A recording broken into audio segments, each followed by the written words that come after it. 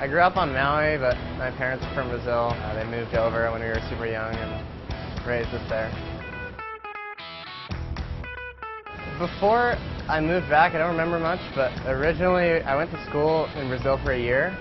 I was super young still, so they had us speaking Portuguese, and then when we moved back, I had a friend that I grew up with on Maui. I guess I was speaking Portuguese to him, and he was just tripping out, so I had to relearn everything.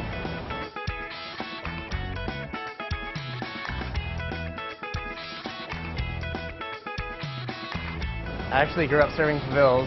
It was great, I guess. It's just terrible, terrible wave, but a lot of guys seem to come out of that little spot, so it must be good for something. There's turtles everywhere. Like, they just pop up and you run them over.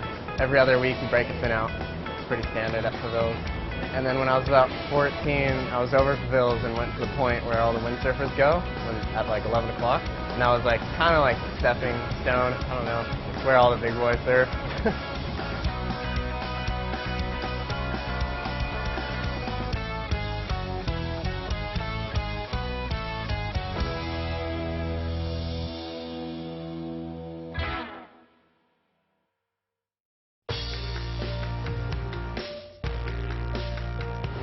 Yeah, I don't actually know where the island itself was. I can picture Micronesia, but I don't know where the island was.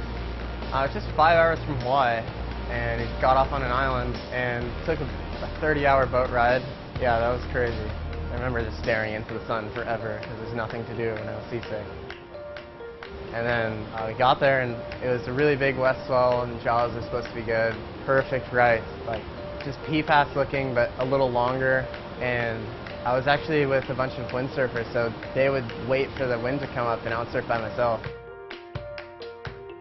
There's one spot, that was the main spot, that was the one where it's like the right that just runs forever, and that one, if there's any way to describe it, it was like P-Pass, but longer. Some of them would close out, but if you got the open one, you'd go past everybody. Like even the guys on the boat couldn't shoot the whole wave because it was so long. I didn't see any local people at all.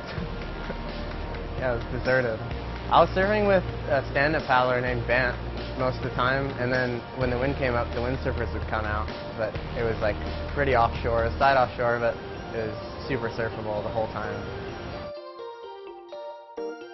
There's this other spot that we surfed a few times. That was just like Point on Maui. It's a better version of the Point. It wasn't great, but it was fun. Once the swell dropped, that was like the main place to go to, because it picked up more swell, and we were there for only like 5 days, and when the swell passed, that's where we surfed for the rest of the time.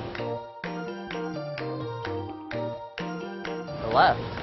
Yeah, it was a strike mission, so we got there and the swell came up the first day, and then the second and third day were really big, and then it got small. And I guess it's not really somewhere you surf, but the swell was so west that it started breaking, so I paddled out for a little bit and got a couple, but I don't think that was one of the main spots. It's exactly like Cloudbreak. Not as perfect, but it was kind of a fat takeoff, and then it would double up on the inside.